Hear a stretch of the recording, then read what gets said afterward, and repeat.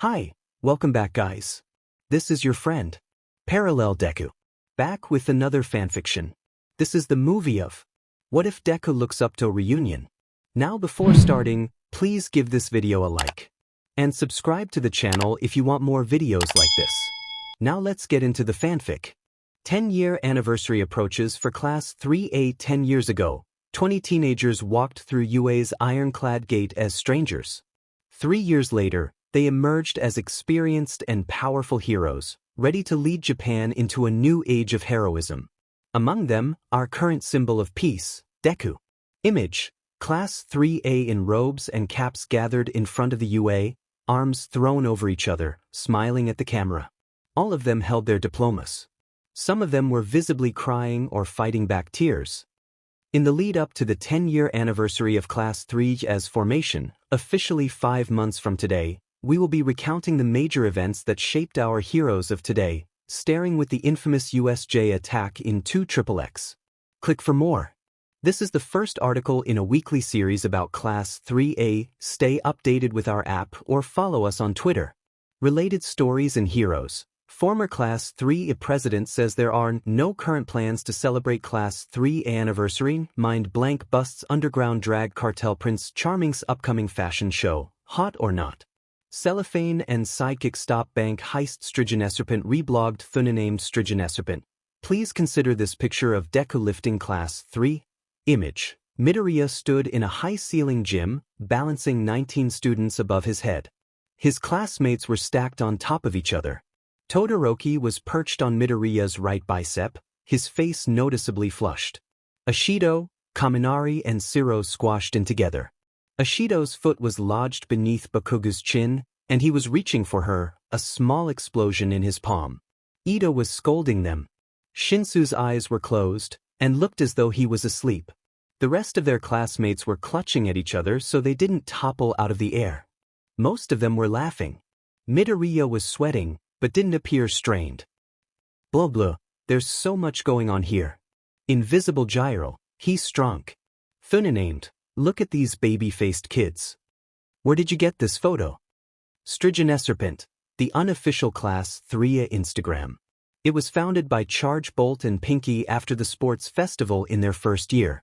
It's not updated much anymore, but the history is still there and all the old photos and videos are gold 12,530 notes tagged. Hashtag sometimes they'll upload if they get together again hashtag, but otherwise the account is pretty quiet hashtag even still hashtag the high school photos give me life hashtag heroes hashtag Class 3 a transcript of the Earphone Jack radio show.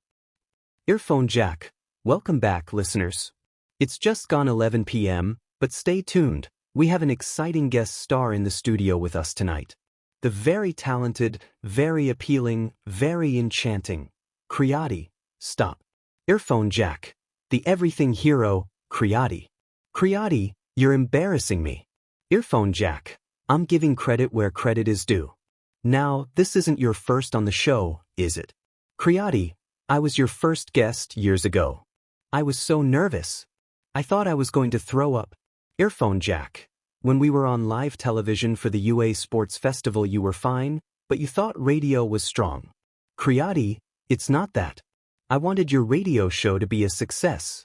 I didn't want to screw anything up for you. Earphone Jack.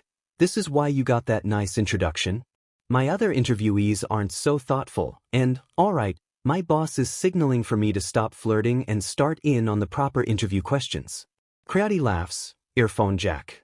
Okay, so the villain attack last week, you teamed up with Sugar Rush to rescue the trapped civilians in a really unconventional way. Can you walk us through your thought process there? It was habit to rise with the sun, even on his days off. Midoriya ran around the living room looking for his mouthguard and inhaling plain toast, so Todoroki scooped up Bakugo and headed to the balcony. The dog was happy to curl up in his lap and go to sleep. Todoroki ran his fingers through Bakugo's fur idly, watching the pale sunrise and listening to Midoriya hunt down his wallet and house keys.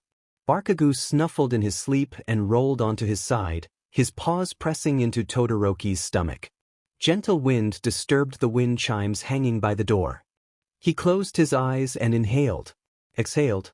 The door slid open, and Midoriya stuck his head out. His backpack was thrown over one shoulder, and he was holding a steaming mug of tea. "Hey," Midoriya said, voice as quiet as the tingling wind chimes. He handed the tea to Todoroki, who took it and blew on it. Midoriya crouched in front of him. His costume's bulky armor took up too much space on their narrow balcony, but Todoroki leant forward, into Midoriya's space. Their lips brushed. "All right," Midoriya said. "Better than good. I thought you were out here brooding on your day off." "The opposite." Todoroki fiddled with the mug of tea. Vulnerable declarations were difficult for him, even after all these years. "It just hit me, for some reason, that I'm here with you. I never thought I'd get to this point, or be this happy, or feel this safe." Midoriya stood and looked down at Todoroki, sleep-soft in pajama pants and Midoriya's sweater, Bakugo snoring on his lap, the sunrise casting gentle light over his relaxed features. Midoriya stooped to plant kisses along Todoroki's hairline. "Me neither," Midoriya admitted. "It's not a bad realization, is it? You'll be okay by yourself." "I'm okay. You should go before you're late." Midoriya planted one last embrace on Todoroki's nose and scratched Bakugo behind the ear before straightening up. "I'll see you after work. I love you." "I love you too," Todoroki said. "Be safe." Thumbnail. Two teenagers in the UA sports uniforms stood on opposite sides of the arena. One was noticeably blooded and lit up in green electricity. The other was coated in frost. The camera was close enough to show their borderline feral expressions. Class 1A Todoroki vs. Midoriya, UA Sports Festival 2XXX 5,058,106 views 14,042 comments Drillbutamadin. 3 years ago I remember watching this on live TV and being so distressed. I kept thinking the freckled kid was going to break every bone in his body on national TV. I thought he was doomed to die. Now I'm rewatching this 7 years later and the freckle kid is Deku. 5K likes Hyde replies y'all might, 3 years ago Deku F Zile, 3 years ago I'm suing for emotional distress 210 likes Sophistriansophisms, 3 years ago we should have known it was him TBH distorted echo, 9 months ago why doesn't Polarize use his fireside until the end? Why is Deku getting so beat up? Why is this couple fighting each other? I'm so lost too. 1K likes Hyde replies Present. 8 months ago I'm super lost 2 supercharged, 7 months ago TBF they only met a few weeks before this. And they're teenage boys, maybe this is the hero version of flirting. 300 likes Flower Smakey Trio, 5 months ago I'm kink-shaming 1K likes Intiar Sabutrobots. 8 months ago Polarize has mentioned that Deku was the one that made him see his powers as they are, and Deku has said that the sports festival was the first time they really saw each other, so I guess this was the beginning of something appealing. 2K likes quiz. Which pro hero are you? You got Ingenium GIF. Ida stood between 2 villains and a crowd of civilians. His engines were smoking, but his shoulders were squared. He was unwavering. You always follow the rules and look down on people who break them. You're earnest and a leader, and people often look up to, and you were probably class president in school.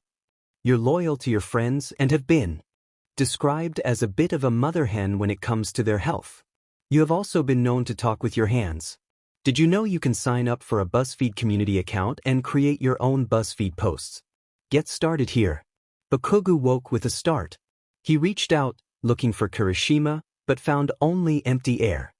His heart jackrabbit in his ear, and he had to swallow twice, his mouth dry. Kaken. Midoriya padded out into the living room and perched on the edge of the coffee table. He'd washed off the soot and sweat, but his face was littered with cuts, some larger than others. His forearm was wrapped in bandages, the skin around his wrist purpled. Go back to sleep, Bakugo said. His voice was rough, and he didn't know if it was from sleep or exertion from the fight the day before. He knew, at least, that if he had screamed in his sleep again, Midoriya would be more frantic. Midoriya cocked his head to the side and whistled.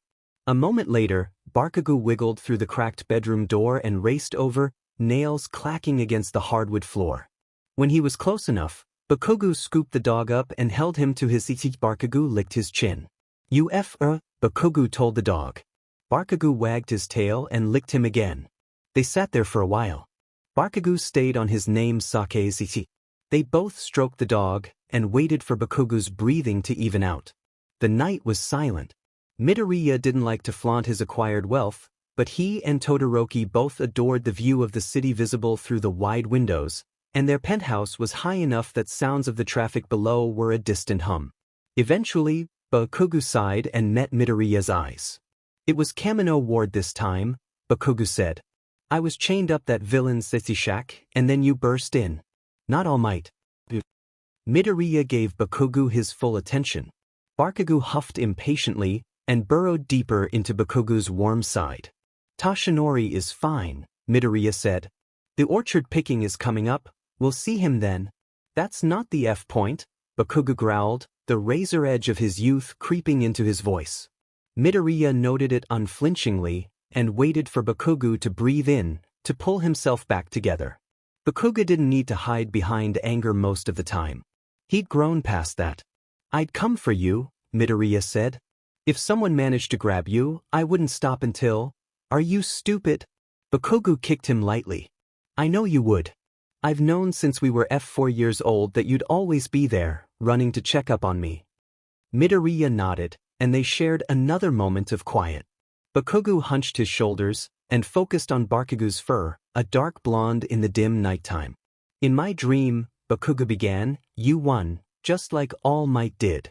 You were covered in BLD, and I could see all the muscles straining in your arms, and then, you shrunk like he did. That hand effort took your strength, and then left you a shell like… Bakugo clenched his hands into trembling fists, and Midoriya finished, like All Might. It was a shitty nightmare. Wouldn't you be happy to be number 1, finally, without me in your way? Midoriya said in a light tone. Bakugo struck him in the ribs, and Midoriya bent over, winded and spluttering. I don't want to get it like that, Bakugo said. That's not a real victory. They both heard the afterthought. I barely even want it anymore. Midoriya wouldn't have guessed that Bakugo would settle so easily into his role as number 2, a well-respected and terrifying figure in Japanese heroics, but not the symbol of peace, not like Deku. But the years have tempered Bakugo in a way Midoriya wouldn't have thought possible when he was a teenager. I won't falter, Midoriya said. The gleam in his eyes was the same here, in Midoriya's quiet living room, as when he stood in front of villains, in front of the press and scared civilians. It said, I can do this. And then Midoriya smiled, and it said, it's all right because I am here, and I will always be here. Bakugo blew out a breath and said, without heat, you better not, you fuzzy-haired pissbucket. Do you want some water? Bakugo shook his head and didn't tell Midoriya to F off, so Midoriya didn't leave. Instead, he pulled his legs up under him, settling more comfortably on the coffee table. I've been thinking, Bakugo began, about the hero kids. Midoriya made an interested sound in the back of his throat, so Bakugo went on, we went through some awful no high schooler should have had to deal with. We weren't prepared for any of it. Aizawa pulled us through it. Tashinori did too. Yeah, I know. That's my point. They knew a little bit about the SHT storm that was coming for us, and they tried to prepare us for it. They didn't baby us. They're the reason we became. Bakugo waved a hand around the apartment, and Midoriya didn't know if he was gesturing at the apartment bought with Midoriya's pro-hero paycheck, or at the two of them, Japan's 2 highest-ranking heroes, sitting close to each other and sharing a moment of quiet weakness, or at the world behind the thick windows, where their former classmates were busy leading the world through this time of peace. Midoriya wet his cracked lips. It was terrible, and there are people I wished I could have helped more, like Tashinori, and Mirio, and you, F off. But I didn't want to be sheltered while people were getting hurt. No matter how young I was, I still wanted to be out there, helping. Bakugo gnashed his teeth together. You think I didn't? That's not what I'm saying, Deku. Then what? Look, you think just because we got rid of the League of Villains kids are still safe. You think the baby-faced wannabes UA takes in know what's out there. What's coming for them? They don't. And the next kid they grab might not be as tough or lucky as I was. Midoriya swallowed. Kaken, who's going to help them? Are you saying? Midoriya took a deep breath and said, with resolution, you'd make a wonderful teacher. With you there to guide them, those kids would be okay. Bakugo rubbed a hand over his face. He looked, suddenly, much older than 25, but there was a determined light in his eyes that Midoriya hadn't noticed before. Bakugo had already made up his mind. Damn it, Bakugo said, mostly to himself. Midoriya decided the best thing for them both would be to go back to sleep. He pointed at the floor. Do you want me to sleep here? Off back to strawberry shortcake? Bakugo rolled onto his back, settling Bakugo against his side. The dog curled up there, chin on Bakugo's ribs. I'm keeping the dog. You're his favorite, Kaken, Midoriya said brightly. Bakugo glowered at him, still a little sore that they had named the clingy furball, a blonde chow chow, of all things, after him. Next time I'm called to this trash city and have to stay overnight, I'm sleeping outside. In an alley. It would be better than staying here. We have so many guest rooms, you could have chosen one of those. I saved your butt today from a bunch of 2-bit villains. If I don't sleep near the door, a burglar will snuff you out, and then I'll have interagency paperwork to complete. Shudo would protect me, Midoriya said idly, looking Bakugo over again. When he stayed over, Bakugo usually took the guest bedrooms, complaining about the stink of the classmates who had slept there recently. The nights he took the couch, he did so because it was within eyesight of the door and windows, the entrances and exits. But maybe I should stay out here and keep Bakugo company, he might miss me. Bakugo hurled a throw pillow at him, and Midoriya ducked out of the way. What part of off didn't you get? Midoriya headed to the bedroom. I'll be here in the morning, and the morning after that, and the morning after that. Promise. Whatever. Good night, Good night, Kachen. Minimanaimi reblogged the girl with quirks cute kite. Okay, so some of you have been getting confused about Class 3A's third year at UA, so I'm here to break it down for you. Strap in, kids. It's a wild ride. Beginning of third year, Class 3A is relatively well known, but not as famous as the pros. This will change by the end of the year. League of Villains have been growing in strength. They man small attacks over the summer and first semester. Most are contained and dealt with quickly. First semester, Sports Carnival. Part of 3 is noticeably absent due to villain attacks. People note that the sports festival as a whole is more subdued than usual. The July attacks. On July 6th, the League of Villains launch 5 different attacks around Mizudafu throughout the day, all in increasing levels of severity, to incite panic and lure heroes away from each other. Numerous casualties including several pro heroes, Source X.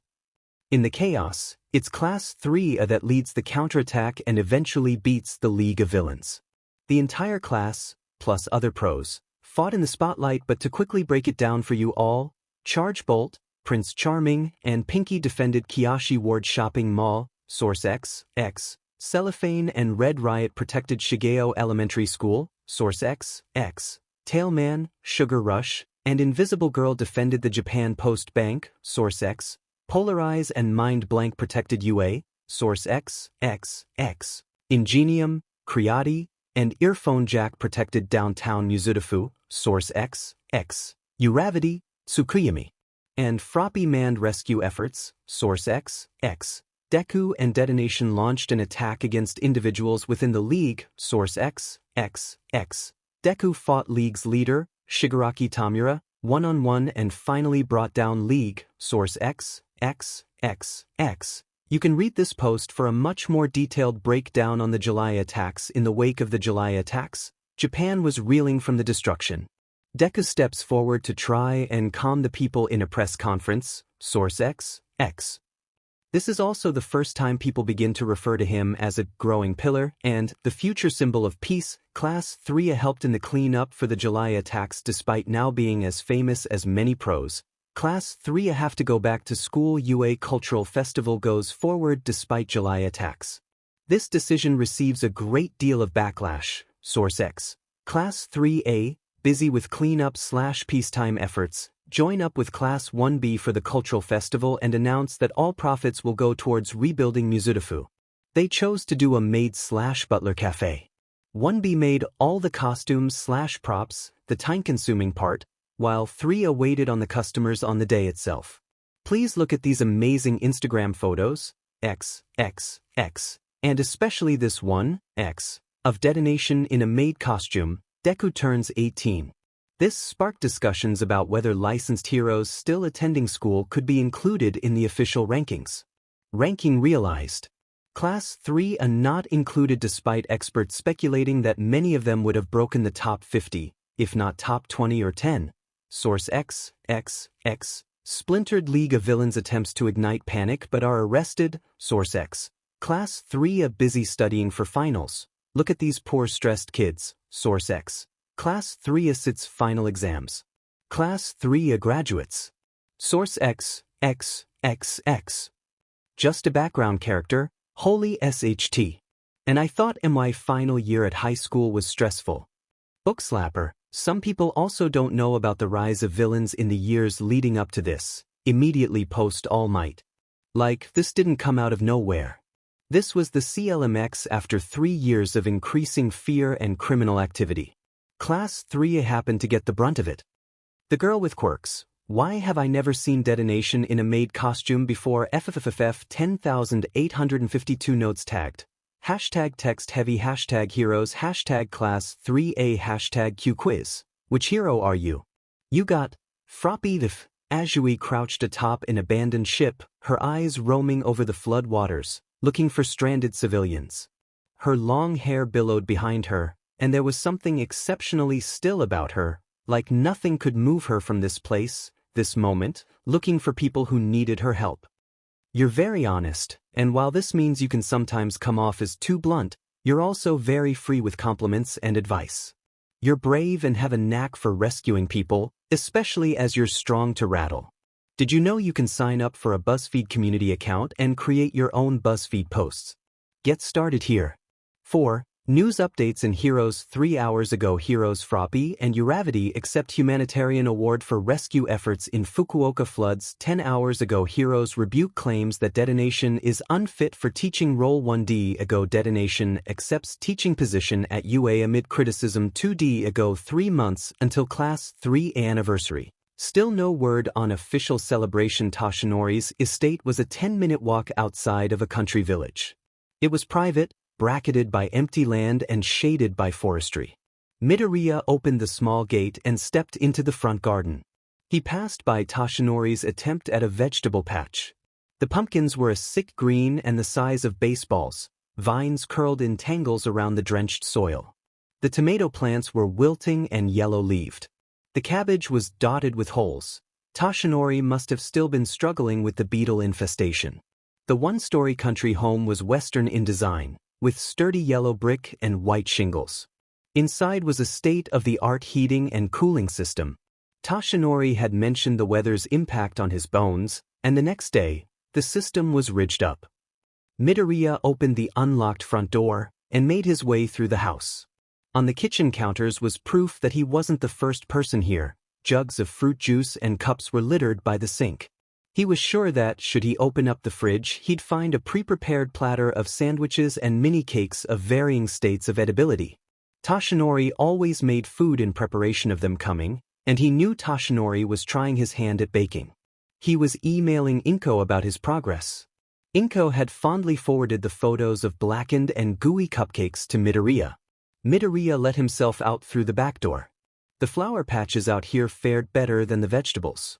They grew in thick bunches of color, winding along the rock path and circling the house. The grass was struggling, he noted. Those damned beetles. It was a short walk to the orchard. Orchard was probably a strong term for the dozen apple trees growing wildly at the back of Toshinori's house. The trees looked healthy. Toshinori stood beneath the biggest tree with a jug of ice water, wearing a floppy, wide-brimmed hat. He put down the jug when he saw Midoriya and came over to meet him. They each attempted to sweep the other in the hug, but Midoriya won that fight, even if Toshinori was still much taller than him. He swept his mentor off his feet. "Hey!" Bakugu shouted across the orchard. "Don't break him, fuckstick." Midoriya put Toshinori back down. "Sorry I'm late. I understand. I know you're busy protecting Japan." Toshinori laid a hand on the top of Midoriya's head, and he felt 15 years old again. It wasn't a bad feeling. "It's good to see you, my boy." Midoriya collected several buckets, settling the handles in the crook of his arm. Toshinori made him put on a hat and sunscreen. Then, Midoriya found the tree with the most apples and scaled up the ladder. Bakugo was already up there, settled on the thickest branch. He had one full bucket and was busy filling a second. Beneath his baseball cap, Midoriya could tell that his undercut had been freshly shaven. Morning, Midoriya greeted as he set about picking apples and dropping them into his buckets. It's afternoon, Bakugo said with disapproval. Midoriya shrugged. Hammerhead was trying to smash up the CBD. You could take that chump without breaking a sweat. What gives? Police processing, Midoriya said, and Bakugo made a commiserating sound in the back of his throat. The bane of all heroes' existence. Paperwork. I was off duty so I didn't have any sidekicks to help it go faster. Zero is still hoarding red herring, Bakugo said. He doesn't want her to know I'm interested in taking her on as a sidekick, 'cause he knows I'm the better option and she wouldn't be able to resist. She's still a student, Kakin. He doesn't want her to be traumatized so quickly. Bakugo threw an apple at him. Congratulations on the teaching position, by the way. Don't listen to the press. I'm sure you're going to do wonderfully. Bakugo rubbed a hand over his face. There was a streak of sunscreen on his nose, where he hadn't managed to rub it all into his skin. When do I ever listen to what those F-airs have to say? I guess you can't take red herring on as a sidekick now. You might end up teaching her. DMN. I hadn't thought about that. They chatted as they filled their buckets. After a while, Bakugo said, The old man looks all right. Midoriya glanced through the branches. Toshinori was at the base of another tree, pouring Azui and Uraraka cups of water and congratulating them on their upcoming award. He was smiling. It's a good day, Midoriya said. I couldn't see his wheelchair when I came in. Bakugo shook his head. I didn't mean physically. He's not stressed anymore. When he asks about our cases, he's asking just to ask, not because he's being obsessive and feeling useless again. Midoriya stopped picking apples and gave Bakugo his full attention. His childhood friend stared back, his eyes intent below his cap's worn brim. He entrusted the world to us. He did that ages ago, but now he's finally come to terms with it. They lapsed into silence for a moment, thinking that over and watching as Azui pulled a beetle out of Uraraka's ponytail and Toshinori laughed at Uraraka's stricken expression. The 10-year anniversary is coming up, Midoriya said abruptly. We should have it here. There was a bang at the bottom of the tree, and then Kirishima was there, clutching at a branch, legs dangling, laughing his head off. His hair was pulled back from his face with a bandana fastened into a bow under one ear. Young Kirishima, Toshinori called. Put a hat on. Bakugo hauled Kirishima up, so he was sitting on the branch instead of hanging off it like a limpet. Kirishima waved his sun hat in the air and then shoved it on. Yes, sir. Toshinori waved his thanks and went to greet Ojiro, who had just arrived.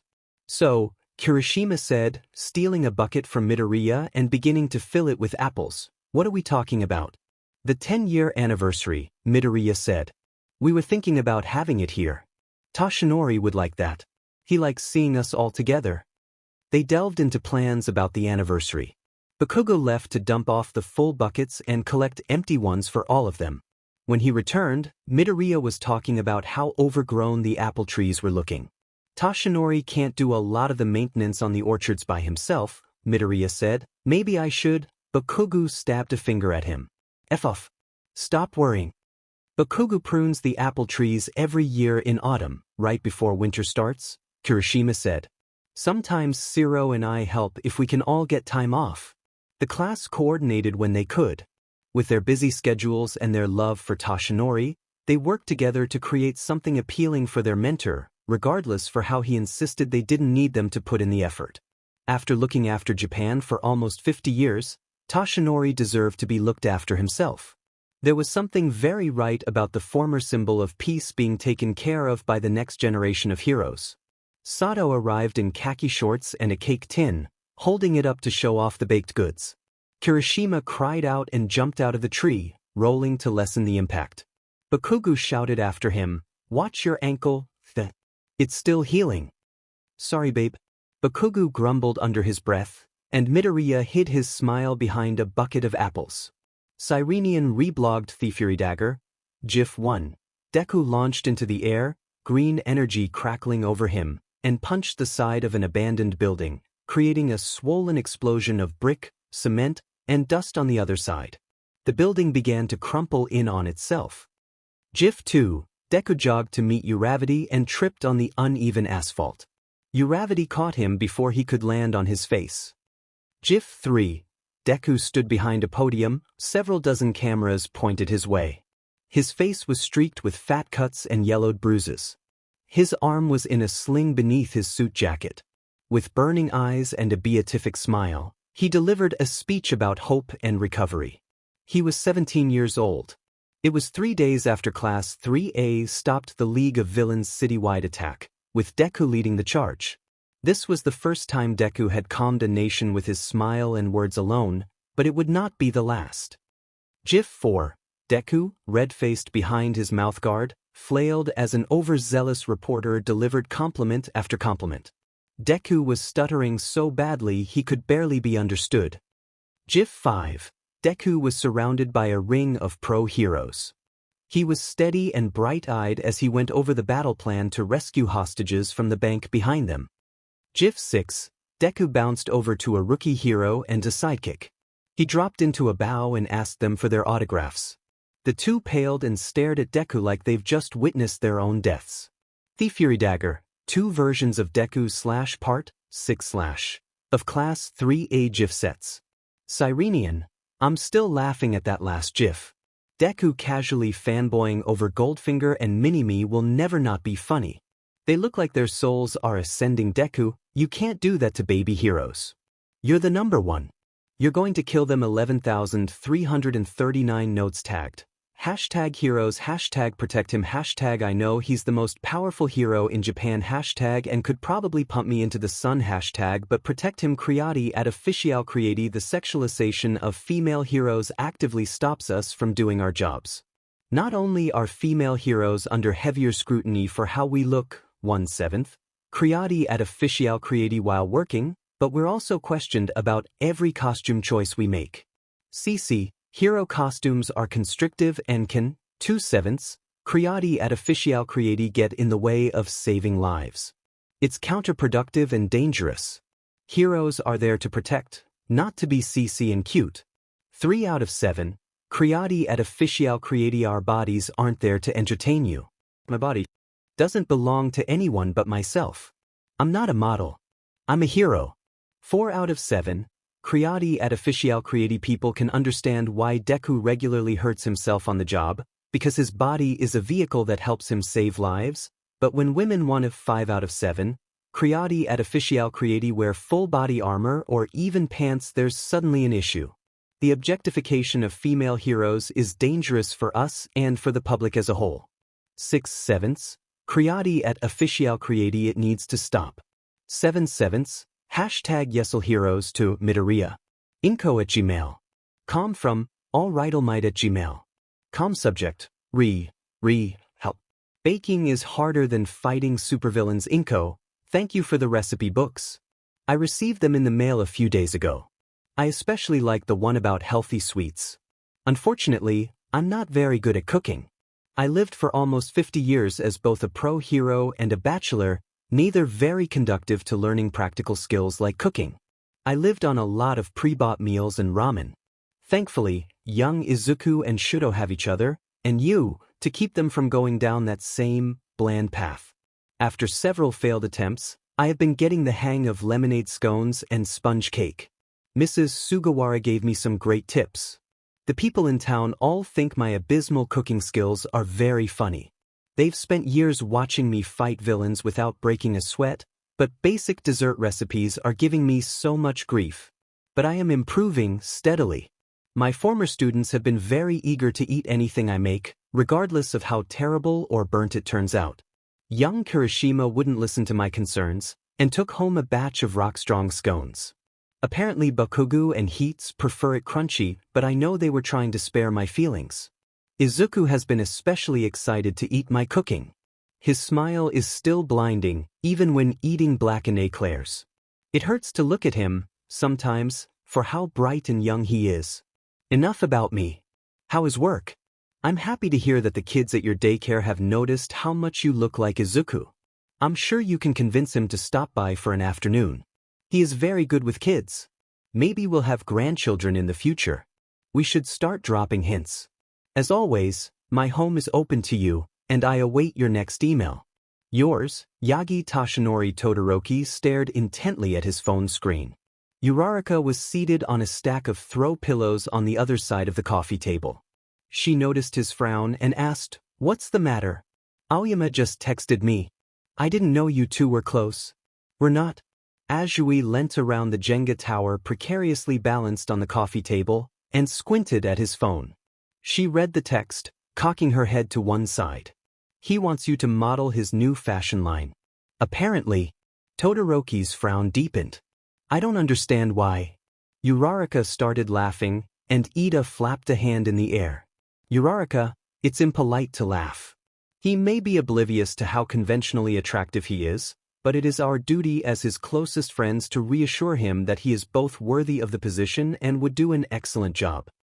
Ida turned to Todoroki and informed him with great solemnity, "You are worthy of this position and would, in fact, do an excellent job."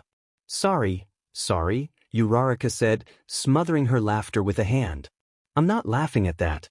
I was just picturing you in Aoyama's clothes." Puffy blouses and sparkly capes immediately came to mind, and Todoroki winced. He had accompanied Midoriya to Aoyama's debut fashion show several years back. He had hated every object paraded before him. The starch high-collar tailcoats with rhinestone detailing, the V-neck shirts that dipped almost to the model's belly buttons, the puffy sleeves, the glittery capes and curled boots. Todoroki shuddered. There was a reason his hero costume was still a jumpsuit. "I would pay to see that," Azui said. "It wouldn't suit your personality. You would look ridiculous." "I agree," Todoroki said. Midoriya chose that moment to bounce out of the kitchen with hot chocolate. He handed a mug to each of them. "What are we talking about?" Todoroki showed him the phone, and Midoriya's grimace set Uraraka into peals of laughter again. "Why would he ask me?" Todoroki said. He reached up to touch the scarred half of his face, but Midoriya grabbed his wrist before he could, and dropped an embrace on the dark skin below his eye. "Because you're appealing," Midoriya told him, and placed another fluttering embrace over his scarred eyelid. Midoriya pulled back, and, startled, cast a glance at his friends, like he was realizing for the first time that they weren't alone. They smiled indulgently at the two of them. Midoriya stumbled to his feet. I have to get the cheesecake." Midoriya raced back into the kitchen with a red face. "We've had bi-weekly game nights since we were teenagers," Ida said, "and you two have been openly dating for almost as long, so why does he still get embarrassed about such heartwarming displays?"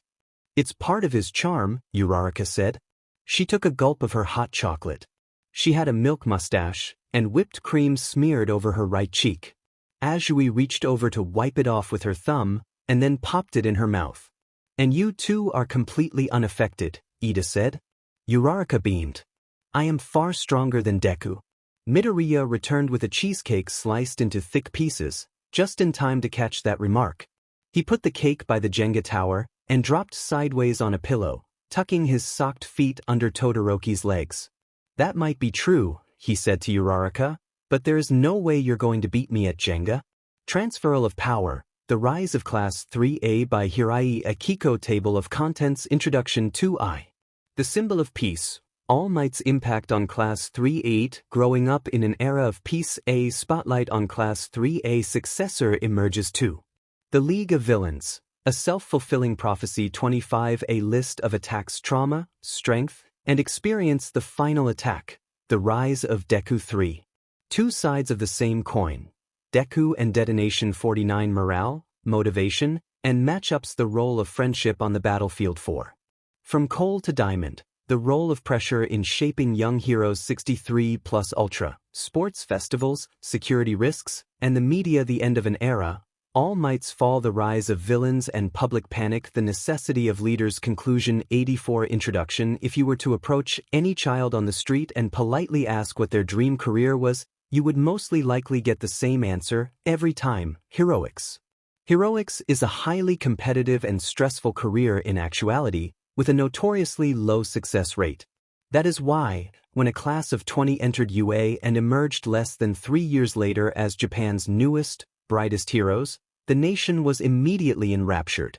A success rate of 100%, aside from Mineta Minoru, who was expelled at the end of his first year and replaced with Shinso Hitoshi, mind blank, at the beginning of the second, was unprecedented. A class having not 1, but 6 heroes in the top 10 is similarly unheard of. Class 3A showed the world that they were a determined group of young heroes determined to lead Japan out of a war and into a renewed era of peace. In this paper, I will be deconstructing the events and reasons behind Class 3A's success. Group name: Aizawa's Angels Earphone Jack. We're here. Where y'all at? Creati, Kyuka and I are at the bar. Cellophane, God I wish that were me detonation. What the F did I just say? ABT staying off the chat. Cellophane, gotta blast Earphone Jack. I'd ask but the Baku squad is always sketchy AF and I really don't care. Earphone Jack. This place is crawling with snotty fashion people. Kill me. Creati, is anyone else here? We're here. Already sitting down. Uravity, I see you guys, you both look really pretty. Ingenium, they're coming our way now. Uraraka. Why didn't you say that to their faces? Uravity, I want everyone in this chat to know that they look good. Creati. Oh, thank you. Deku. Okay, so Uraraka, Suyu, Shudo, Ida and now Jairu and Momo are here. Deku, I know some people had to work, but where is everyone else? Uravity, we're just missing Tokoyami and the Baku squad. Earphone Jack. Now I am doubly suspicious of the above exchange. Creati, I thought you said you didn't care. Earphone Jack, I don't. Uravity, no, I'm suspicious too. Tokoyami, here. Where is everyone? Deku, at the front, by the stage. Uravity, wow. Tokoyami looking nice. Ingenium, I admire your dedication to your aesthetic, Tokoyami. Earphone Jack, how many capes do you own? Dude. Tokoyami, many. Polarize, he looks cool. Tokoyami, my sincerest thanks. Tailman, please take photos for those of us who have to work. Mind blank, pass. Mind blank, I don't want to see Aoyama's fashion. Mind blank, I have to deal with actual tragedies in my day job, I don't need to see more during the day. Earphone, brutal. Deku, I saw some previews for this. I think Aoyama's done a good job.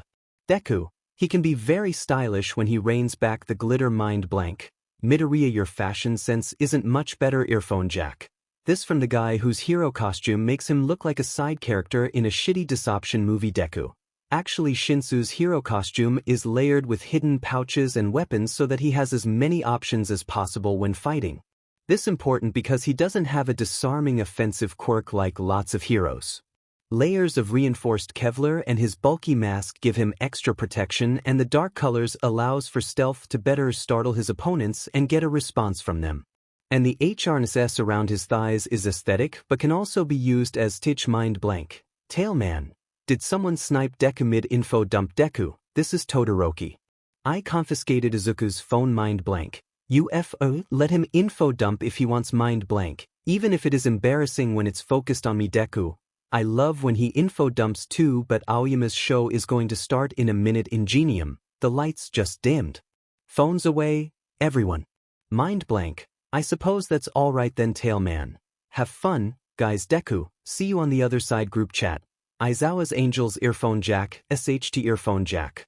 What the F? Aoyama. Tailman, is everything okay? Polarize, what I asked this Earphone Jack at Prince Charming? I have so many questions. Deku, Uravity, WH. Tailman, what happened? Earphone Jack, we found the Baku squad. Mind blank, oh no, what did they do this time? Tailman, where are they? Polarize, on stage. Tailman, excuse me. Ingenium, I am as shocked as you are, but please put your phones away during the show. It is impolite. Earphone Jack, I would like to say for the record that I am horrified. Earphone, who looked at these F and thought yup. Model material. Uravity, I like it, it's creative. Deku, it's an innovative bend of Aoyama's passion for heroics and fashion. Very cool. Ingenium, I am about to confiscate phones. Uravity, oops, sorry. Deku, sorry. Ida. Earphone Jack, putting it away now. Aoyama beamed at his past classmates. Were you wowed? He asked, twirling. His long, purple tailcoat swirled with him in a mimicry of his hero costume. Were you dazzled? Did I blind you with my appealing creations? Jairu gestured at Kaminari with her thumb. I just want to know why you hired this dumbass. Because I'm model material, Kaminari said. Jairu eyed him. Flatly she said, sure. Hey, I'm pretty. You were satisfactory, Aoyama allowed. He flounced over to Bakugo and flapped his hands over his attire. Bakugo curled his lip but didn't start flinging explosions. But this, look at this. Bakugo stood there and managed to look more intimidating than usual. The black liner smudged over his lids and the bridge of his nose, the chunky heels, the low-cut tank top dipping down to his sternum, and the decorative grenades fastened around his wrists, glinting like a disco ball. It was a strange but appealing replication of his hero costume. Kirishima laughed at Bakugo's pinched expression. His own outfit, AHR's over his shoulders and back, long gloves and thigh-high boots, was less disorderly and a brighter red than his hero costume. He does look like a model, Jairu allowed, and then scrunched up her nose like the admission had physically hurt her. Midoriya bounced on his heels. It's so clever. The way you melded their hero costumes with high fashion was so great. Plenty of heroes have been models, but to transfer hero costumes into consumable fashion, especially ones as brash and masculine as Kirishima's and Kaken's, and to display them on heroes unlikely to ever go into modeling, it's so cool, Aoyama. Very creative. Aoyama basked under Midoriya's praise. He flipped his long hair over one shoulder. Of course. You understand my vision, Midoriya. I still don't get it, Jairu said. Aren't models supposed to be attractive? But you asked Kaminari. Why are we friends? Kaminari wondered. He sniffed loudly and held a hand to his mouth. Ashido patted him on the shoulder. You made him cry, you monster, Siro said. Jairu flipped him off. Kaminari pretended to cry louder. Jairu flipped him off to. Wait, Bakugo said. What the F do you mean unconventional and unlikely to go into modeling? Are you saying I'm not good-looking enough? You're very pretty, Kirishima reassured. Kirishima went to embrace him, but Bakugo ducked. You're wearing lipstick, dumbbutt? So, we still have photos to do. I can't have lipstick all over my face for that. Jairu asked. Bakugo bristled. If someone hires me to do a job, I'm going to do that job and be the DMN best at it. He has to be the best at everything, Jairu said. Kaminari rubbed at his eye, and Aoyama whacked him over the head. Oh, do not ruin your makeup. Kaminari pouted. Beneath the artificial lights, he was especially glittery. His highlighter was an intense silver, shimmering like electricity every time he turned. His shiny Alticher pants, his cropped Alter jacket, and his silver headpiece caught the light, too. Siro's outfit resembled his hero costume the most. He forewent his helmet for an orange mouthguard like Deku's, showing off his long hair, styled into waves down his shoulder blades. Ashido admired her fur shawl, shimmery leotard, and dark stockings. I hate the heels, she said, but I have to say, I think I'm into this. I might have to revise my official costume. I always liked you best, Aoyama told her. Todoroki took in their glittering, exaggerated costumes, the outrageous heels and teased hair, and looked pained. If I had agreed to be in your show, would I look like that? Oi, you offered the job to him. Bakugo said. Aoyama shrugged. He is very pretty, and his costume would benefit the most from my skills. Honestly, Todoroki, a jumpsuit. After all these years. Todoroki was blank. It's comfortable. Mon Dieu. It is a travesty. Image, 3rd year, cultural festival. Tables and chairs were placed around the gym, eco-rated with balloons and colored tissue paper. Todoroki was in the background, serving a table full of besotted teenager girls. His hair was slicked back, and his butler uniform fit him perfectly. Yaoyorozu was in a long-made uniform off to the side, making extra seats. In the foreground, Ashido and Aoyama had dragged a sheepish Midoriya into posing for the photo. Ashido was wearing a frilly-made uniform. Aoyama was wearing a sparkly purple tailcoat and gloves. Midoriya's uniform was pulled half on, his bow tie was lopsided and badly tied, and his suit jacket hung open over his right sling and left wrist brace. Cuts littered their faces. Sutures peeked over Yaoyorozu's collar. Ishido had a black eye. Midoriya's injuries were the worse. His right jaw was purpled, a cut on his chin, and his fingers wrapped were bandages. But they were all safe. They were taking a day to celebrate winning a 3-year-long war by being teenagers enjoying their final cultural festival. Midoriya's brace was full of signatures and sketches and stickers. They were all smiling. Will Class 1A 82,113 likes please come down to the joint Class 1B and Class 3A cafe for the UA Cultural Festival. All proceeds go towards rebuilding areas affected by the July attacks. Thank you to everyone who has attended, and thank you to Class 1B for being so welcoming and doing the brunt of the behind-the-scenes work, so Class 3A could continue in the efforts to clean up the city while studying. I would also like to thank my fellow classmates, who, despite being injured and exhausted, all worked strong to ensure today was a success. Plus Ultra. Hashtag UA Cultural Festival, hashtag Class 1B, hashtag Class 3A, hashtag plus Ultra. View all 3,401 comments. Maximilian Alexander. Did a teacher write this LMAO Pincalienqueen? Good work. Class Pres wa Class 1A at Pincalienqueen. Thank you. Ishido. No one small might. Sorry I couldn't be much help. Ida. My hands are too injured to wait tables, but I had a great time taking orders verbally and talking to everyone who attended the cultural festival. Will Class 1A at no one small might. Do not fret, Midoriya. You did a wonderful job irregardless of your injuries, and everyone was very interested in meeting you, the person who lead the charge against the League of Villains. No one small might at Will Class 1A0 // Image, Bakugo dressed in a maid costume. His feet were braced shoulder-width apart, one hand on his waist, the other on the tray of desserts balanced over his head. His body language and expression was challenging, almost angry, but his cheeks were faintly red. Will Class 1A 84,901 likes. We drew a random name out of a hat to see which Class 3A student would have to cross-dress for the day, and guess whose name we pulled at Deathanation. Hashtag Cultural Festival, hashtag Soprity. View 4,589 comments. Pincalienqueen. He looks good. Chargebolt. He said, if I'm gonna do something, I'm gonna do it while upstaging all you chucklefucks. Why does this guy have to be good at everything? SMH Seraphane, not picturing. Kiri silently losing his mind in the background. Elmeo Voider reblogged official Deku ice creaming Benianii. As much as I love that Deku is even more of a hero nerd than I am, I'm also super paranoid. Apparently he's on a lot of the hero forums. He subscribes to hero magazines. He said he attends cons. Does he read fanfiction? Does he check his Tumblr tag? How much does he know? Steamed buns. That boy absolutely reads fanfiction. Official Deku, I sure do. Ice creaming Benianii, how much have you seen? Official Deku, everything. 9,701 notes tagged. Hashtag oh god, hashtag my smut fics were written out of love, hashtag out of love, hashtag heroes. Kirishima was used to being recognized when he went out in public. With his pigmented hair, sharp teeth, and with Bakugo at his side, he was easy to spot. Kirishima didn't mind. It was nice to see other people's enthusiasm, and it made him feel a little like he was giving something back to his fans.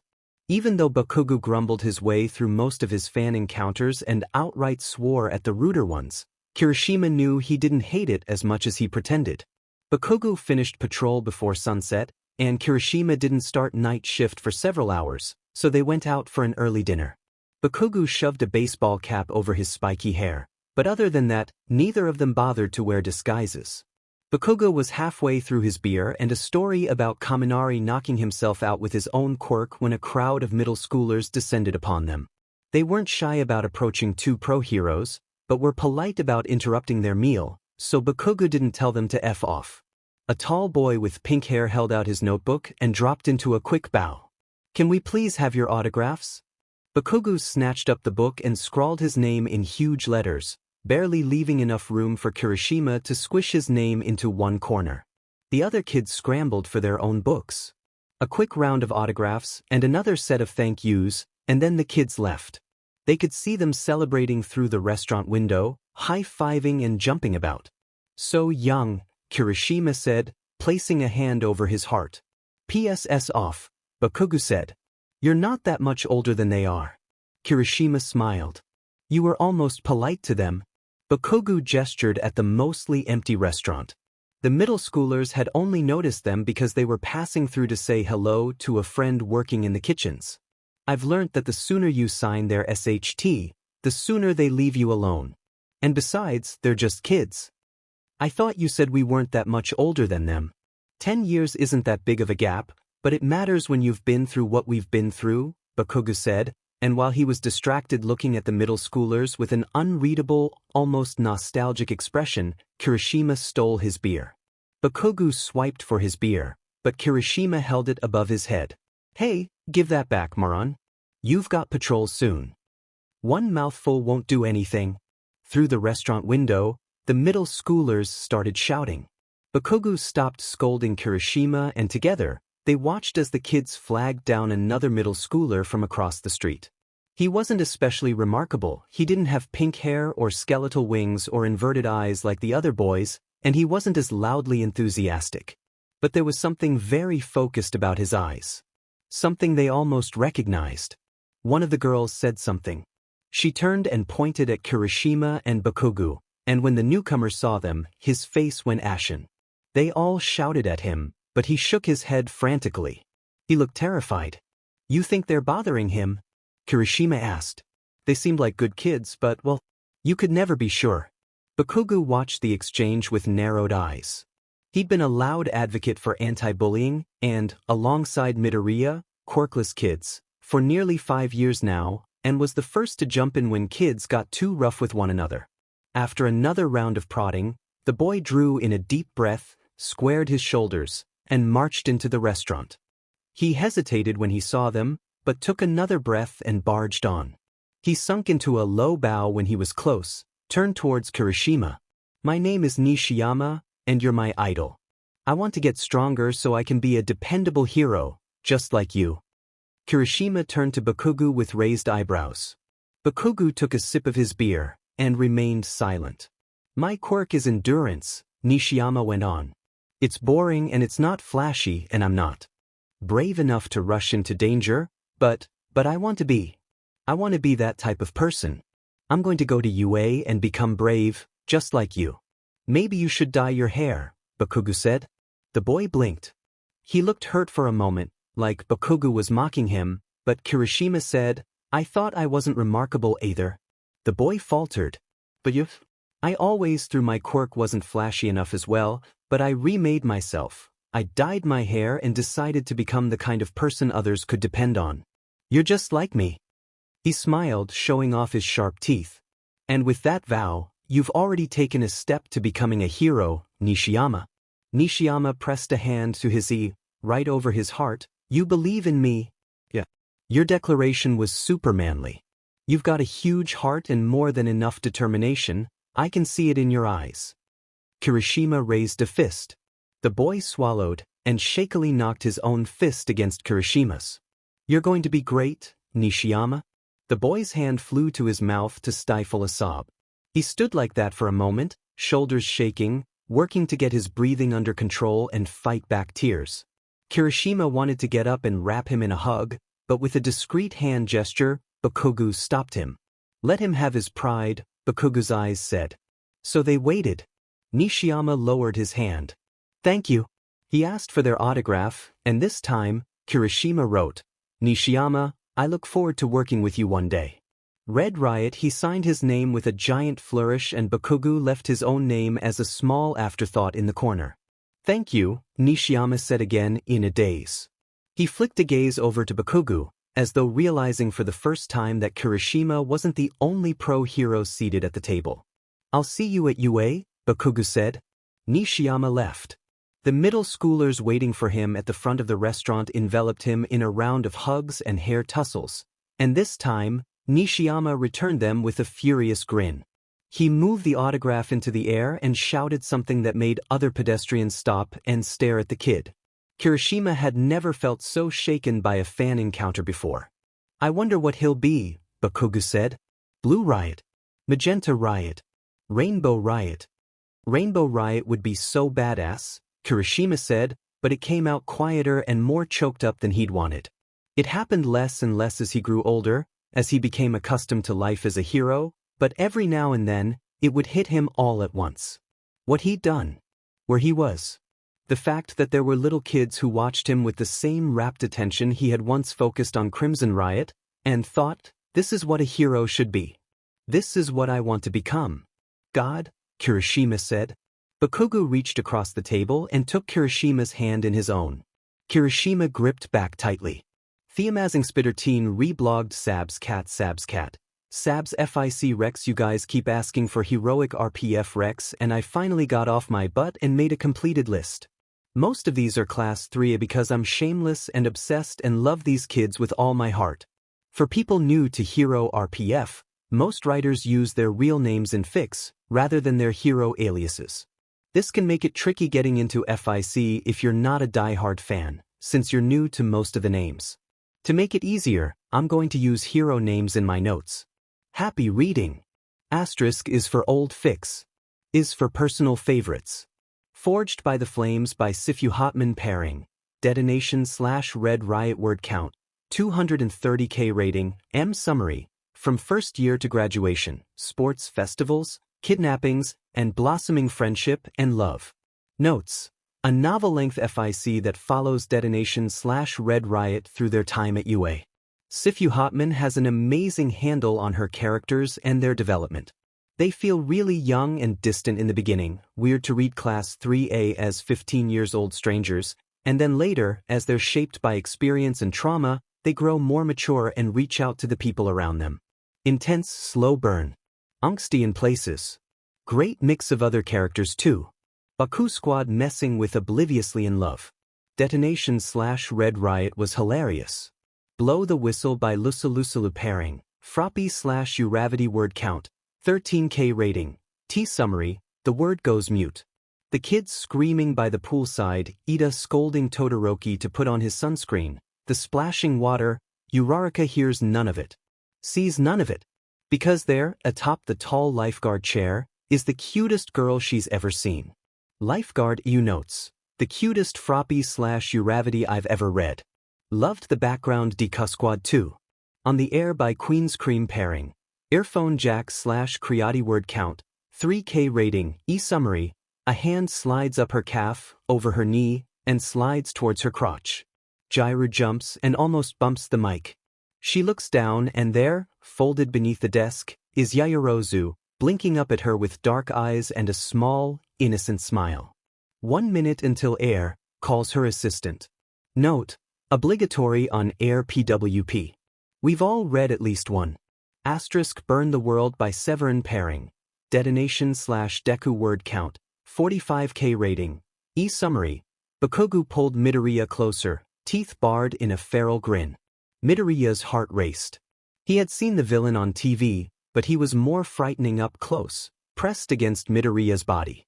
Bakugo laughed, and Midoriya shuddered as the rough sound reverted through his ear. Where are you going, little bunny?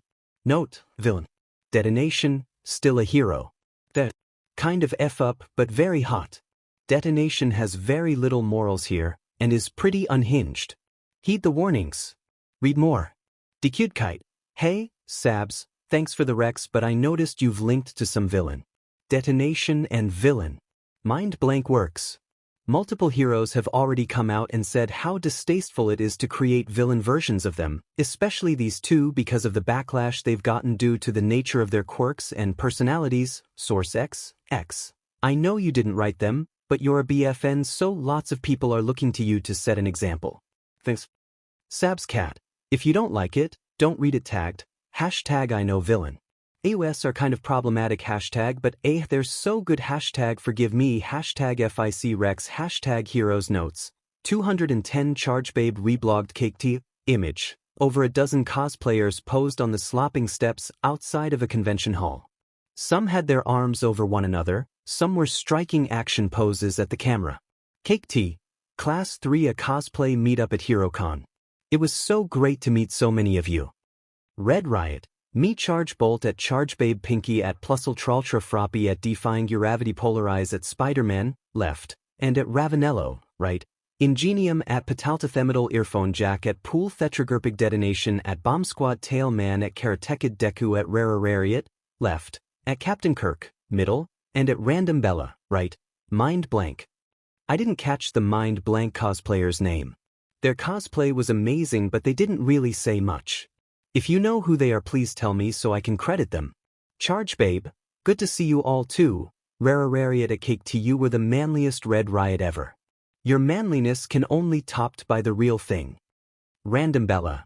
That mind blank looks so familiar but I cannot for the life of me remember why and it is driving me insane. Why does mind blank have to wear a mask that's so revealing?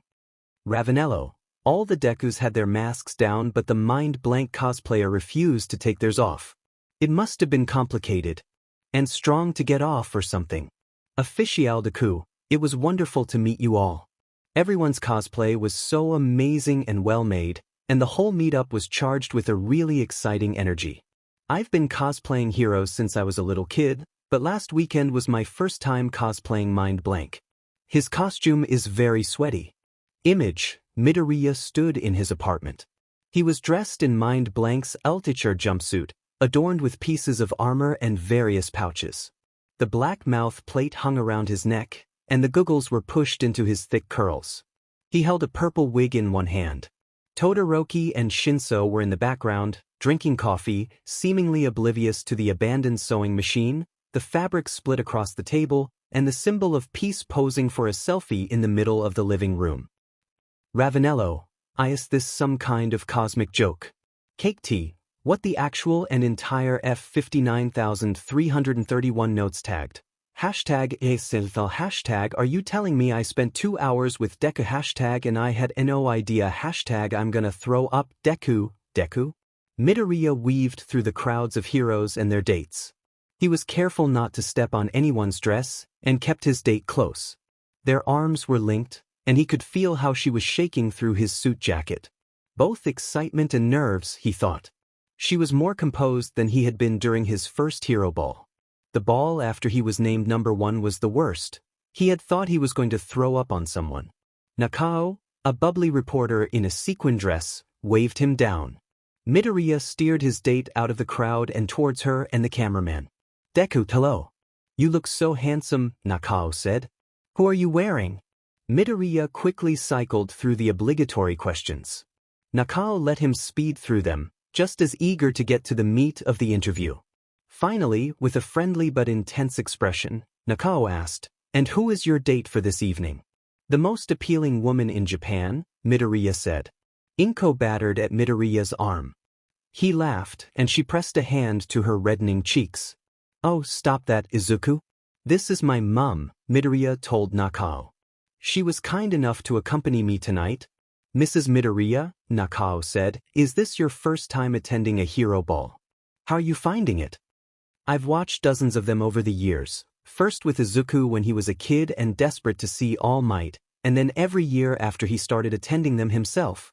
She tipped a teary smile at Midoriya and squeezed his arm. I'm so proud of him. Midoriya shrunk into his suit jacket, blushed. It would be obvious to everyone watching where Deku inherited his dark curls and flushed cheeks. I've been preparing for this for years, Inko said mercilessly. She opened her clutch purse and pulled out a stack of photos. Midoriya squeaked. Inko ignored him and asked Nakao, would you like to see some baby photos? Nakao stared at the photos ravenously, as though, instead of glossy paper, she could see the potential viewer count. It wasn't every day the #1 hero was embarrassed by his gushing mother on national TV. Please, Nakao said. Inko extracted a photo and handed it over. Nakao examined it with awe and then held it up to the camera. Midoriya's blush deepened. He was All Might's biggest fan. His whole room was decked out with red, blue and yellow merchandise. Inko studied her son for a moment. I don't know if that's changed actually. Both women turned to Midoriya. He coughed into his fist. It's important to support fellow heroes, he said, and was proud that his voice barely wobbled. Would you like to see a photo of him and Katsuki? They used to take baths together when they were little. Katsuki, Nakao said with feral delight. As in, detonation. The #2 hero. I'm going to die, Midoriya decided. Both women ignored him in favor of rifling through the photos, periodically holding them up to the camera. Midoriya was developing a cold sweat on the back of his neck. Down the other end of the red carpet, several of his ex-classmates were making their way towards them. There was no way this could end well. Deku's mother wows fans with baby photos. www. DailyMail.com/Deku's mother wows fans with baby. 5 hours ago, although Hero Deku is usually accompanied by number 4 Polarize, this year his date for the annual Hero Ball was his mother. Fans disappointed by Polarize's absence by our number 1's side were quickly won over by the pint-sized number 1. See the adorable photos. Billboard. www.billboard.com/articles/pop/pint-sized number 1. 6 hours ago, Deku's mother shows off adorable photos of Detonation and Deku as babies, much to the excitement of fans and fellow heroes. See the adorable photos.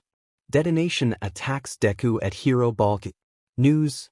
www.eonline.com/Detonation attacks Deku at Hero Ball. 8 hours ago, even amongst a sea of immaculately dressed heroes on their best behavior, Detonation wasn't afraid to show off his true colors. The explosive hero tackled Japan's much-loved number 1 over the buffet table during the Inko ran her fingers through Todoroki's sweaty fringe and pressed her embrace above his eyebrow. She drew back, lips pursed.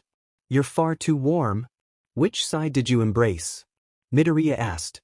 He handed Todoroki a glass of water and pressed his own embrace to Todoroki's head. "The ice side. Have you taken the cold tablets, honey?" Todoroki blinked lazily at her. "Yes. I'm fine, Inko. How was the ball?" She looked him over once more before deciding he was going to live, and then beamed. "Oh, it was so exciting. But also scary. Seeing so many pros all dressed up, it was so nerve-wracking. I thought I was going to pass out. It was so fancy." "But you had a good time?" Inko pulled her sheer shawl off her shoulders and brushed back her curls so she could take out her earrings. "I had an excellent time. Everyone was so nice." "That's not what the news said," Todoroki said, smiling. Midoriya rubbed at his temples. "They didn't think we were properly fighting, did they? I don't want any more Class 3A secretly hate each other conspiracies to get out." He adopted a fierce expression he usually saved for talking about heroics. "I love my friends." "No," Todoroki said. They could tell it was more mock fighting than anything serious. "Well, aside from Bakugo, but everyone knows that he is fiery," Midoriya offered. "A little but?" Inko asked, with the delicate air of someone who had forgiven a man for bullying her son for over 10 years, but couldn't help the vague dislike lurking in her heart. "Can I see the photos again?" Todoroki asked. "There are copies online, but it doesn't beat the origins." "There are photos online," Midoriya said weakly. He dropped into the armchair. His loose bow tie hung around his neck, and his sleeves were pushed up to his elbows. Even rumpled and embarrassed, he was exceptionally handsome. Todoroki made himself focus on the photos Inko handed him. "You are sick and your future mother-in-law is staying the night," he reminded himself. "Pure thoughts. I should have shown you years ago, shoulda," Inko said. Todoroki flicked through the baby photos. Midoriya dressed as All Might for Halloween. Midoriya pressed against the computer monitor, an All Might action figure clutched in his fist, eyes shining as he watched All Might haul people out of the smoking wreckage. Midoriya and Bakugo running through sprinkles, their bare butts winking in the sunlight. Midoriya sleeping on the ground, All Might action figure in one hand and Bakugo's lax hand in the other. Midoriya, paint smeared all up his arms and over his cheeks, holding up a drawing of 2 stick figures in capes, labeled All Might plus Small Might. "I can die happy," Todoroki said. He flipped to the next photo. It was labeled Izuku's first day of school. He pressed the photo to his ear. "So it's true, your smile was always blinding." Inko nodded seriously, and Midoriya chucked a throw pillow at Todoroki's head. "Stop. You sound like Uraraka." "I saw how delighted she was to discover the photos," Todoroki said. "They were all pretty excited, actually. Although it was strange to watch you chase down our friends on the red carpet. Who knew Ashido could move like that in stilettos?" "Their training is too good," Midoriya said. "Before I knew it, the photos had been passed around by our entire class. 5 different heroes had to stop Bakugo from destroying both me and the photos. Inko looked thoughtful for a moment, and then pulled out her phone. I should call Mitsuki. I'm sure she would want to put her own baby photos of Bakugo online. Todoroki nodded. Let me know when she's done so. I'll retweet them to my official account. Midoriya stared at his family with horror. Are you two trying to get me killed? Direct message Kaken. What the F, Deku Kaken, on live TV. Really? Kaken, I'm going to F kill you Kaken. I'm going to throw you into the F sun, you green-haired cry-baby beach Kaken, and also is icy hot okay? Deku, Shudo is still under the weather, but he's getting better. My mum's helping me look after him. Kaken, are we still doing lunch tomorrow then? Deku, yep. I'll be at your office around 1, smiley face. Deku, are we working on paperwork again? I'm behind, Kaken. Yep. Bring work over. Kaken, and don't be late this time to Shinso. Hidejime. Com from Principal. Aizawa at UA. So, com EU subject. You're the only halfway competent hero from that hell class. I'm sure I don't need to tell you to be careful with your increasing fame. You're limited when criminals know, ahead of time, what you can do. Maybe you should consider taking a break and letting your fame die down. Many students with non-offensive quirks that can't pass the UA hero exam are shoved into general studies. I can't help them from where I am. It's time UA took on someone who can. Think about it. Aizawa quiz. Which pro hero are you? You got polarized GIF.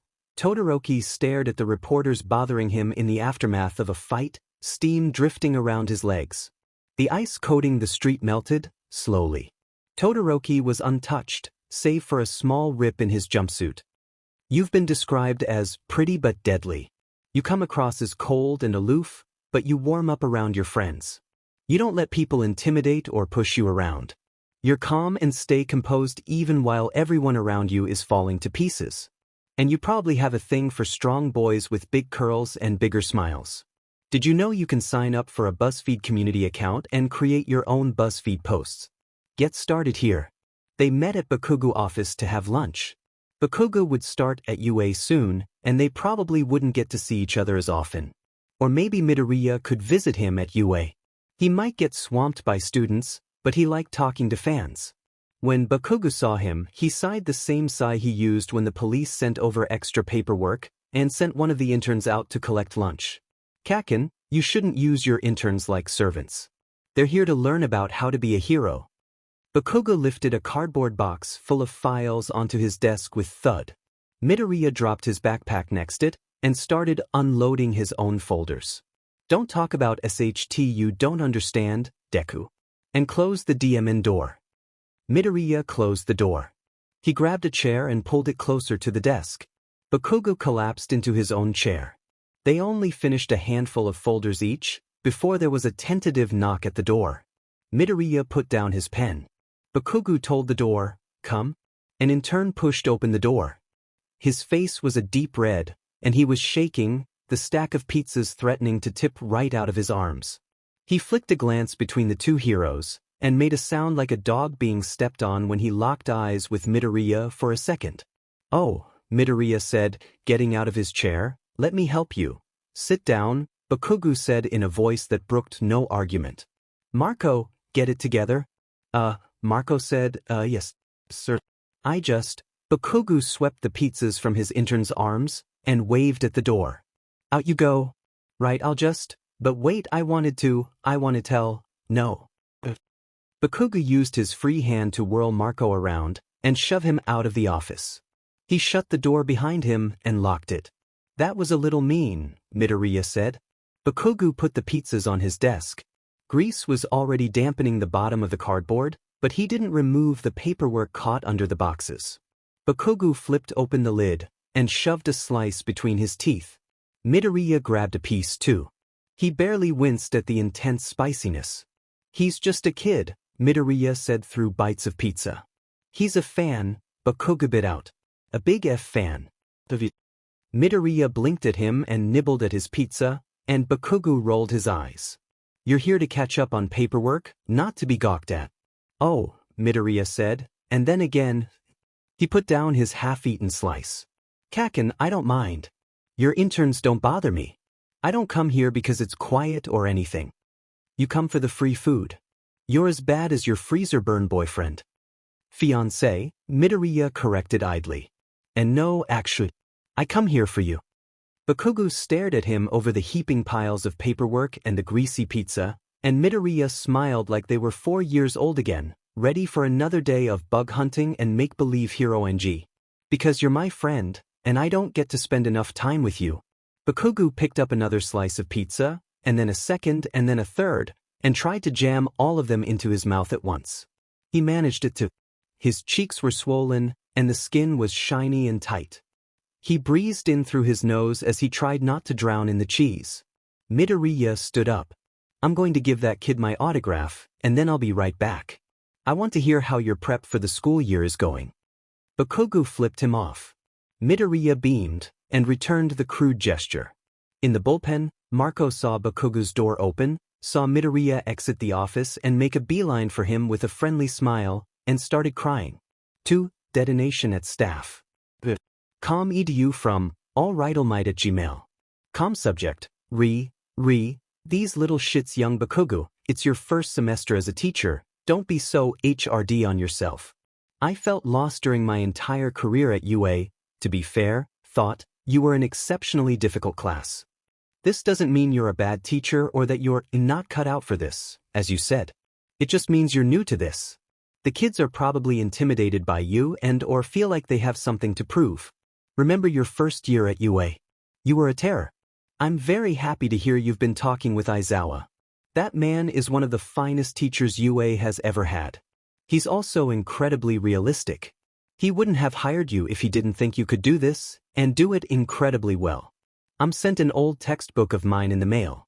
You should receive it sometime this week. Don't dismiss it immediately, or blow it up. I know you're not a dummy, but that doesn't mean teaching for dummies isn't very helpful. The apples from this year's orchard pickings are running out faster than usual. I fear it's because of all the botched apple pies I've made. Baking is incredibly strong, even if Inko has been messaging me lots of support and advice. I just want to get it right for when I see everyone next. And yes, you don't need to ask, you and young Kirishima are always welcome to come down for a weekend, or longer, and keep an old man company, even if you have more teaching stories than hero stories to tell me. You're both welcome to my failed apple pies. Keep your head up. Plus Ultra. Regards, Yagi Toshinori. Top 8 heartwarming friendship moments between Class 3A. In honor of the Class 3's upcoming anniversary, we'll be recounting our top 8 friendship moments. They might be fearless pro-heroes, but they're also close-knit friends. 8. When Earphone Jack launched Charge Bolt off a bridge for making a pun gif, Kaminari flailed in a shallow river. Jairu leant over the bridge railing above, howling with laughter. This one might be more violent than expected for high school friends, but who hasn't wanted to throw their friend off a bridge for making a terrible pun? 7. When Polarize and Deku named their dog after Detonation gif, Todoroki tweeted a photo of Bakugo and Barkagu asleep on the couch, the dog curled on Bakugo's tea, with the caption, 2 sleeping mutts. When Polarize and Deku moved in together, no one expected them to name their recently adopted Chow Chow Barkagu after their former classmate, Bakugo Katsuki, Detonation. 6. When Charge Bolt, Cellophane and Red Riot spotted each other across the street and ran to meet each other gif, Kaminari and Siro spotted each other across the battlefield and visibly lit up. They ran across the street and crashed into a hug. Kirishima jumped into frame, sweeping both heroes into bone-cracking hugs, their feet leaving the asphalt. Unplanned team-ups are good, but we prefer unexpected friendship meets-up.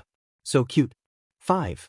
Class 3A supporting Polarize during Endeavor's divorce case, gif. Heroes in professional attire stood like a blockage in front of Todoroki, stopping the feral crowd of reporters from swarming or photographing him. Bakugo was snarling, and looked minutes away from punching someone out. Shuji was a towering and immovable wall. Under Ida's arm, Midoriya could be seen holding tightly to an obscured Todoroki's hand. The infamous Endeavor court case is more somber than we could normally include here, especially considering the allegations of child abuse that arose on the second day of the trial, But the way 20 heroes descended upon the courthouse to support their former classmate and protect him from the media was too heartwarming to skip. 4. When Prince Charming included his former classmates in his recent fashion show, TIFF, Ashido strutted down the runway amid flashing cameras. She didn't stumble in her tall heels. Kaminari was behind her, his costume glittering like a disco ball. Who would have thought Detonation would make such a good model? 3. When Ingenium stopped a press conference so he could scold Uravity and Deku about their eating habits, GIF, heroes lined up behind a long table, Ida in the middle. He chopped his arm in the air with increasing vigor. Midoriya shrunk in his seat. Uraraka rubbed at the back of her head and tried to make excuses. The other heroes looked bewildered. We can't even remember how this came up in the middle of a professional press conference, but we know that we love Ingenium worrying about his friends Heath. Mama Ingenium FTW. 2. When Class 3A, then Class 2A, waited for Mind Blank to sit his provisional license exam and then lost IT when he came out and told them he'd passed GIF. Class 3A swarmed around Shinso and lifted him into the air. Shinso pretended to look annoyed, but a small smile pulled at his lips. Aizawa was in the background watching on. Midoriya was crying openly. Class 3A received their provisional licenses in their first year, but as Mind Black didn't join Class 3A until the beginning of second year, he had to take the exam by himself. Lucky for him, the rest of the class wasn't going to let him go alone. 1. Deku calling Detonation Kaken, and Detonation letting him GIF. Midoriya was greeting fans at a publicity event. He saw something over the top of the crowd and lit up. He cupped his hands to his mouth and called, Kaken. Deku has always, without hesitation, called Detonation this cutesy nickname. And Detonation answers to it every time. 2. Detonation at staff. Com edu, alright almight at Gmail. Com, Pincalienqueen at Outlook. Com, plus 18 more from Ida. Tenya at Big Pond. Com subject, anniversary celebrations. Hello, everyone. As our real anniversary is fast approaching, Monday next week, if I am correct, I thought it appropriate to email and remind everyone about our celebrations that will take place in 5 weeks' time. It will take place at Yagi's country estate. Once again, thank you very much for hosting us, Yagi. Everyone should be aware of the address and how to get there as we've all been there on several occasions, but if anyone is uncertain, I will be happy to clarify or personally SERT you there. A perfunctory reminder that our celebrations are to be kept secret from the general public and members of the press. As you're all aware, if it becomes public knowledge that 20 top heroes will be busy at their anniversary celebrations, there will be a significant rise in villain attacks, if only to inconvenience us rather to prove any real point. I look forward to seeing everyone there. Best regards, Ida Tenya to Detonation at staff. Com edu, alright almight at Gmail. Com, Pincalienqueen at Outlook. Com, plus 18 more from Red. Riot at Vacuum Agency. Com subject, anniversary celebrations. Woo, class press. You did a great job organizing this. Also, what's the situation with the food? Do we need to bring a plate? Also, what's up with the alcohol? I don't want to lug multiple cartons of beer on a public train, but I will do it if I have to, and rope Katsuki and Siro plus Kaminari into helping. Hyped to see everyone. Best, Kirishima Ijiro to Detonation at staff. Com edu, Pincalienqueen at Outlook. Comrade. Riot at Vacuum Agency. Com plus 18 more from alright almight at Gmail. Com subject, anniversary celebrations. I will be baking before the event, but I've also ordered a lot of food and beverages, alcoholic and non-alcoholic, to be delivered beforehand, more than any 20 people can eat or drink, even if they are young, active heroes with high-calorie intakes. You're more than welcome to bring your own snacks and drinks, but it's not necessary. You're all welcome to come early if you wish, and stay for as long as you like.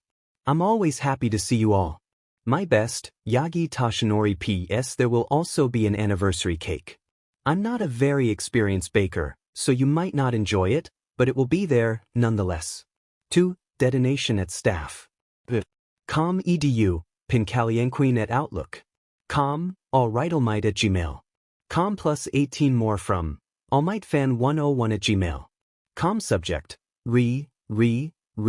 anniversary celebrations. I might arrive a little late because I got emergency rostered onto patrol, but I'll be there.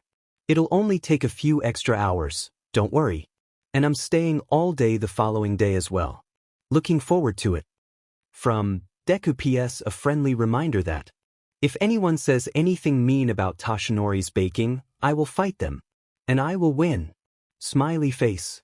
2. Detonation at staff. Com edu, Pincalienqueen at Outlook. Comrade. Riot at Vacuum Agency.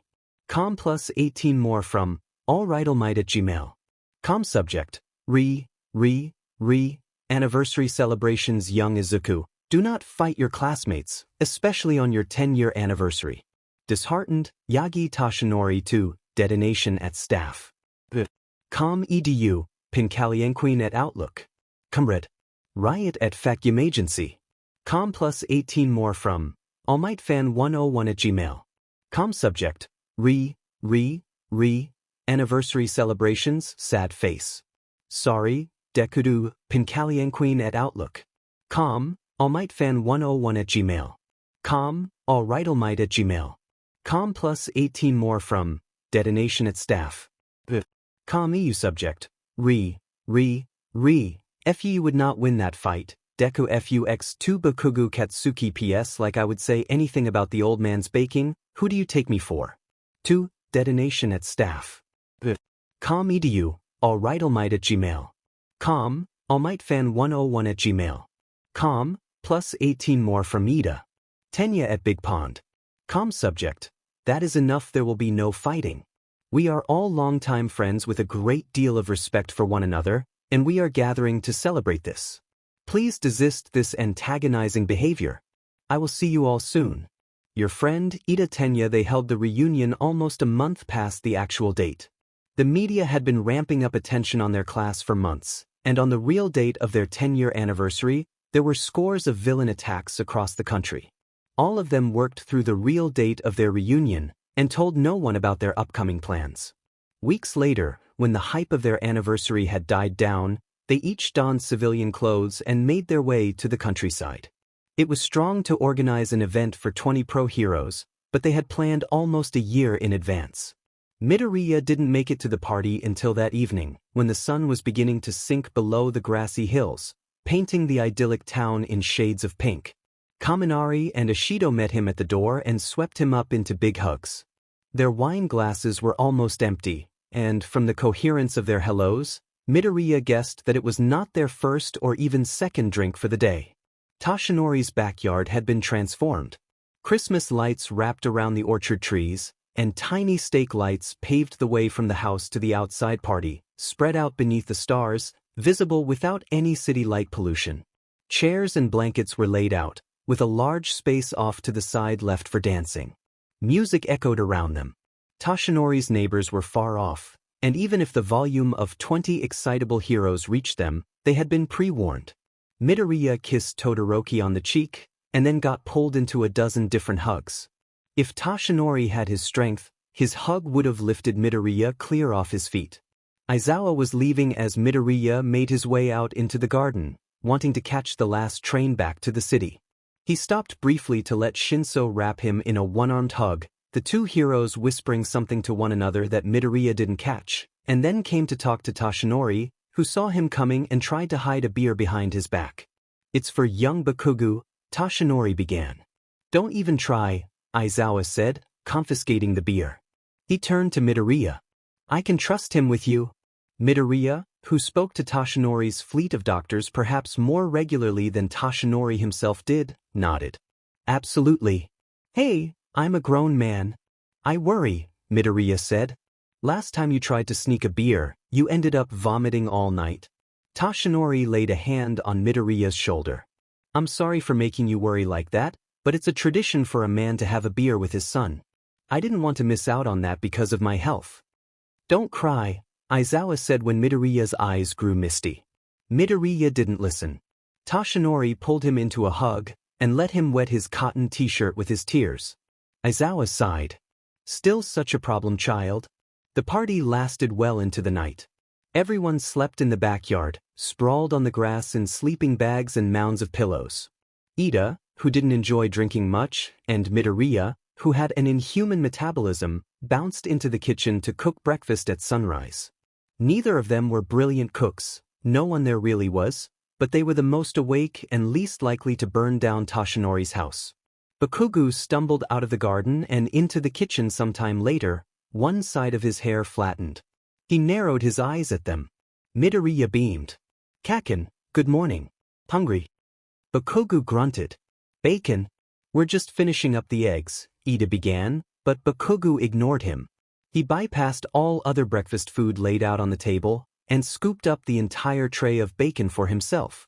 "Coffee?" Bakugo asked. Midoriya pointed at the coffee machine. Bakugo made 2 mugs of double-strength coffee and took them, along with the bacon, out into the backyard. Distantly, they heard Kirishima sleepily cry, "Is this bacon? We're already married, dumb." The others made their way into the kitchen slowly. Tokoyami shambled in with his sleeping bag wrapped around him like his hero costume. Midoriya slid over a stack of chocolate pancakes and maple syrup, and Tokoyami said, very solemnly, "Midoriya, I always knew you were the best of us, an untarnished beacon of light that chases away the darkness lurking in men's hearts." "Very poetic, Tokoyami," Ida said, a little awkwardly. Midoriya handed him a mug of tea, too, and Tokoyami told him, "I would die for you." "Please, don't," Midoriya said. Yaoyorozu entered, busily braiding her knotted hair. Jiraiya followed, bleary-eyed, hanging on to the back Yaoyorozu's dressing gown. "Why is Tokoyami dying for you?" Yaoyorozu asked with concern. Midoriya handed them each a cup of coffee. Jiraiya accepted hers with a sleepy, "I'd die for him too." "Kyuka, babe, relax." Jiraiya leant up to embrace Yaoyorozu, missed her lips, and planted one on her nose. Yaoyorozu looked fond, regardless. Everyone filtered in quickly after that. Uraraka came in with her hair puffed out around her ears and grass lines on her cheek and collapsed into a seat at the counter. Satu and Hagakure bounced inside, baskets of apples from the orchard in their arms. Todoroki emerged and kissed Midoriya on the temple and set about helping them make toast. Azui ducked into the shower and then came out, freshly dressed, to request scrambled eggs. Aoyama tumbled inside in a frenzy, clutching his hair and rushing to the bathroom to fix it. Ojiro joined Midoriya at the coffee machine, helping to hand mugs to everyone. Kaminari, Shiro, and Ashido woke when most people were already up. They ran into the kitchen in various states of dress, shouting about how late it was. "We have to work today," Ashido said between bouts of swearing. She had slept in her clothes. She tugged a sweater over her rumpled t-shirt rather than fetch a fresh shirt. Ojiro handed them coffee and watched, horrified, as Kaminari chugged his like a shot, stole Shiro's mug, and drank that, too. "I want to die," Kaminari said. "This is poor behavior," Ida said. "If you knew you had to be at work early today, then you should have. To be fair, we never really get together like this," Jiraiya said from where she was sitting on the kitchen counter, legs crossed, watching with fascination as Kaminari was attempting to brush his hair and almost ripped his fringe. "You can't blame them for being enthusiastic," Midoriya agreed. He looked over the occupants of the room with butter-soft eyes. "We should do this again. Seeing everyone in one place, it's like we're back in school again." Todoroki said, "It feels like a family reunion." They paused for a moment to take that in. The countryside was a gentle rush of sound around them, birds singing in the orchard, the eggs sizzling on the stove, Kirishima and Bakugo shouting over the bacon in the backyard. "I think I'm going to throw up," Kaminari finally said, and disappeared into the bathroom to do just that. Ojiro handed out painkillers and helped them gather their things. Shiro pushed his hair back with a borrowed bandana and boxed up the leftover apple pie when no one else tried to claim it. Kaminari emerged from the bathroom, more coherent but still miserable, and the three set off for the train station. Toshinori woke as Ida was starting on a second batch of chocolate pancakes. He accepted a platter of apple slices from Midoriya and settled in at the dining table between Uraraka and Hagakure. "Sorry about the mess in the backyard," Ojiro said to Toshinori, handing over a mug of herbal tea. "We'll clean it up before we leave." Toshinori offered them a brilliant smile. My boy, my house has never looked better than with all of you in it. Shinso was the last person to stumble into the kitchen. He took the chocolate pancake Midoriya gave him, and didn't fight when Ojiro guarded the coffee machine. He choked down the pancake in 3 bites, and then took himself into the living room to sleep on the couch. Will he be okay? Toshinori asked with concern. He's nocturnal, Todoroki said from where he was toasting bread. Ojiro nodded. Yeah, he usually works night shift, so he's used to sleeping all day. He doesn't have to be at work until later tonight. After breakfast, they cleaned up the backyard. Kirishima and Bakugo had already started, and it didn't take long with their combined efforts. Then, half of them left for the train station, and the other half headed into the village proper. Midoriya gathered Toshinori up and gave him a piggyback into town. Midoriya remembered training in the 10 months leading up to the UA entrance exam and carrying Toshinori on his back like this, struggling to take a single step under his impressive weight. Now, it was the easiest thing in the world. Toshinori's bony fingers laced under his chin, and Midoriya jogged along the grassy path, his friends chasing after them. A group of kids were in the middle of a soccer game when they arrived. The kids saw the small group of heroes, and quickly pulled them into their game. Ida, Todoroki, Jiraiya, and Hagakure were on one team, and Midoriya, Ojiro, and Tokoyami were on the other. Midoriya's team tried to argue that 3 heroes against 4 wasn't fair, but the opposition insisted that going up against the number 1 hero was a challenge in its own right. Shinso eventually met up with them. He joined Midoriya's team, but sabotaged them by brainwashing Midoriya and Ojiro and forcing them to jump into the nearby stream. The cold water shocked them out of the mild hypnosis, and they returned, soaked and laughing, to press their wet hands to a spluttering Shinso's face. I'm a rogue agent, Shinso told the disgruntled kids when they accused him of cheated. In retaliation, they tackled him and wrestled the ball away. This is a no-contact sport, Ida said. Let it happen, Jiraiya said. Shinso deserves it. He helped our team, though, Hagakure said. Not for the rule-breaking. I mean, like, in general Shinso deserves to be tackled by a pack of country kids. The game devolved further. The grass and Tokoyami end up thickly coated in frost from Todoroki. Toshinori was the referee, but he spent the rest of the game laughing instead of enforcing the rules. Stavuni at Stavuni, guess who spotted Charge Bolt, Cellophane and Pinky on the train this morning? #Big Night. If thought Charge Bolt was gonna hurl #hungover his image. Kaminari, Siro, and Ashido sat side by side on train seats. The carriage was half empty, but they were squashed together. Ashido was fast asleep, her mouth hanging open. Siro was playing Candy Crush on his phone, a paper box balanced on his lap. He looked exhausted. Kaminari was curled up, head resting on his knees. His face was distinctly green. Mini-Me at Miniest boss came into the office looking like death, but look. He brought apple pie him. #Heckenbake. But not very well. Image, a half-eaten apple pie was packaged in a paper box. The pie was clearly homemade, with bits of folded crust and sugar coating the top in uneven clumps.